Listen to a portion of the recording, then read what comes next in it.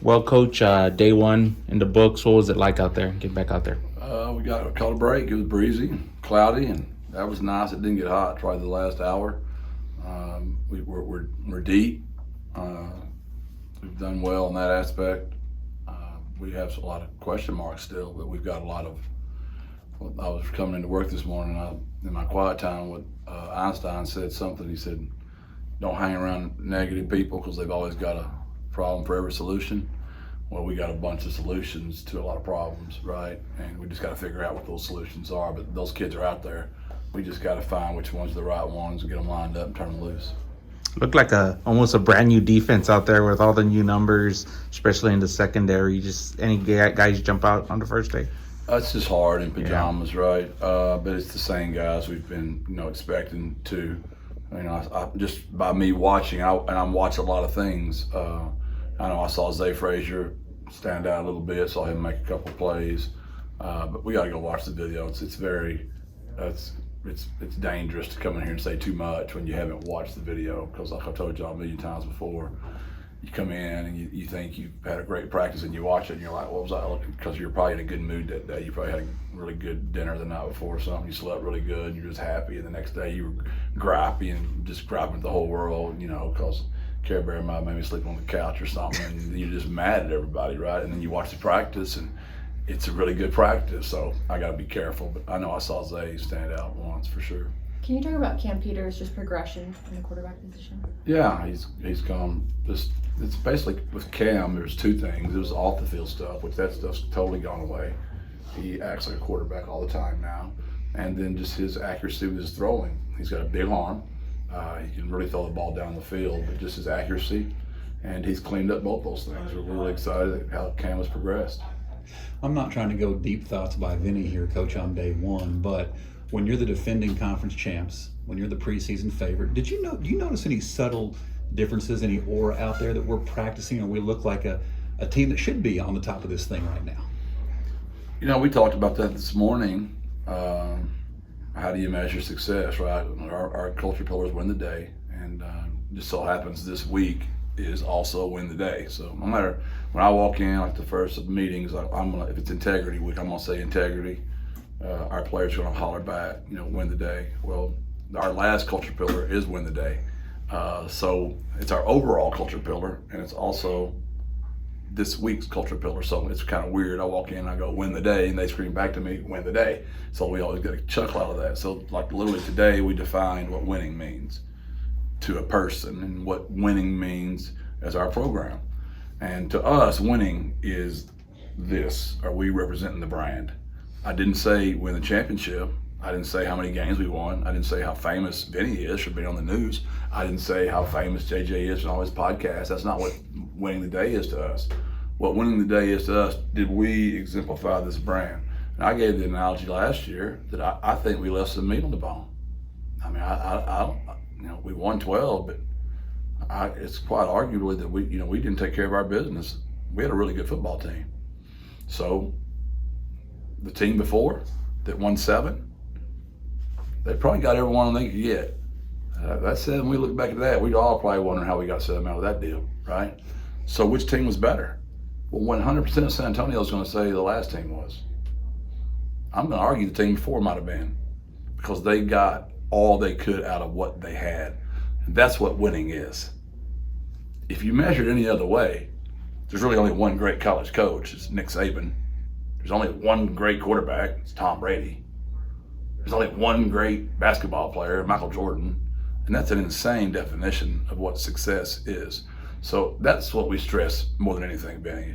Did we do the best we could today? Did we represent the brand? If we did, well, we had a kick to win there today, kick to win.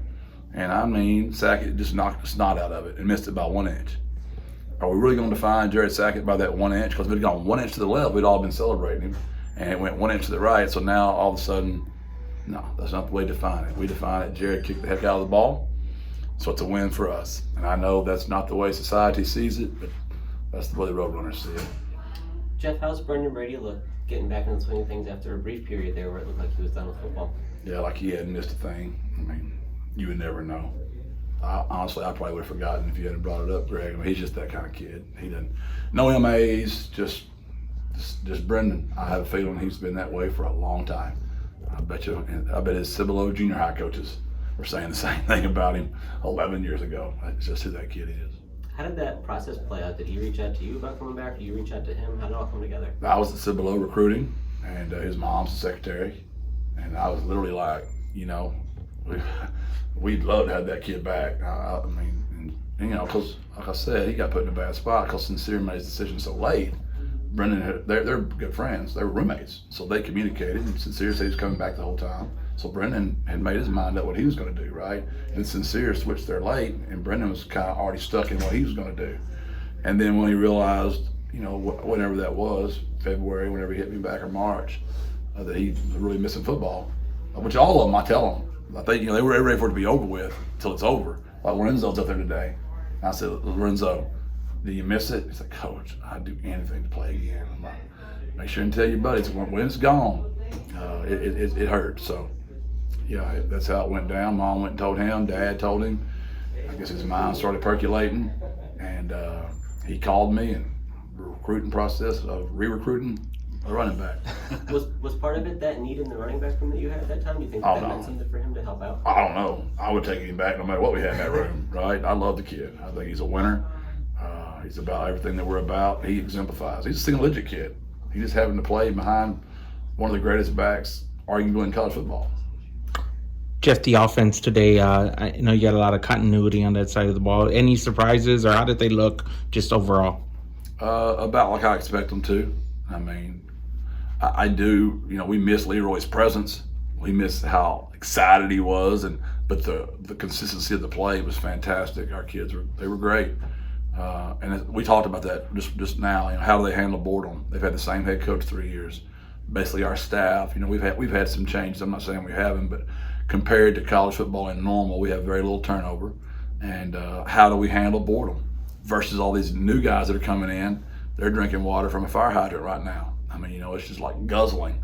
Where Makai and Maka, and those poor guys. I mean, how many times they heard y'all think y'all heard my quotes a million times? How many times those guys have heard my quotes?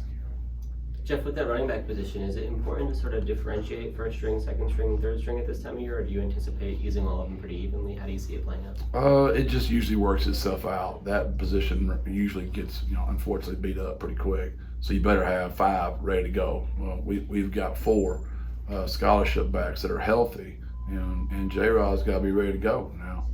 So you just treat them all the same because you don't know, and that spot's a physical position. I'm comfortable playing 3 every game. I would have no problem doing that. We haven't done a ton of that here, but we have done that with BJ. When we're all healthy, we had BJ out there, Brendan out there, and Sincere out there.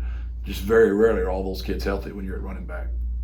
Any kind of first day update at left tackle? Just kind of who are the guys fighting for that spot? It's the same too. It's Payne Hebert and it's Meach, and those guys are going at it pretty good. And may the best man win. But we play kids up there too. We play 8 or 9 offensive linemen every game. So you look up a ton last year, and Meach was out there a ton. You just don't really notice it, but he was out there a lot, which is good if you don't notice him out there. That means things are going really well. When y'all notice him, that's when it's not good. Is Ernesto still in the mix there? We've pretty much got him in there at center, but yes, we could. Ernesto can play all 5 spots. He's very smart. He's a veteran, and there's no doubt he could play there. It's a great point, Greg. It looked like Ken Robinson was working with the safeties. Is that a position change for him? We have moved Ken, just for safety depth, and we feel really good about our corner depth. I mean, DeJuan's really come on. Mm-hmm. Xavier Spencer's really come on. We recruited 2 really good corners, in Tony and Nick. So we brought in Alpha as well at corner, who's doing really well. So we felt with the depth at corner, now we could, and we obviously didn't even mention Corey because we know Corey's already on the other side over there. So we needed some depth at safety, and Ken's very intelligent, high character, the epitome of our culture, doesn't even blink. He'll move over there, and you'll see Ken play and play well at safety. Jeff, getting a first look at the roster, noticed there was no Kennedy Lewis. We had obviously talked about his potential. Can you shed any light on the factors that led to him not being here? It's just some academic stuff. He's got to get cleaned up. And fantastic kid, was doing really good for us. Just one of those deals that's got to get some academic stuff cleaned up. You talked about it yesterday about attrition, and there wasn't a lot of guys from the spring to now that kind of dropped off. What do you attribute that to? How much they love playing here. I mean, how much they love their teammates. They're fond of their coaches. They really like their strength guys. I mean, we're a close-knit group. And I know it's old-fashioned and corny, but you could ask every one of those players when they come in here, they like playing here. Do they wish they had more NIL money? Yeah, everybody does, right? But they're just not about that. They really like how they're treated. They like how they're coached. We love them, and we've got a great facility. We've got a great city. We've got a great fan base. We've got a great university. We have the best media in the world. Why wouldn't you want to play here? All right. Thanks, Jeff. Yeah. See you.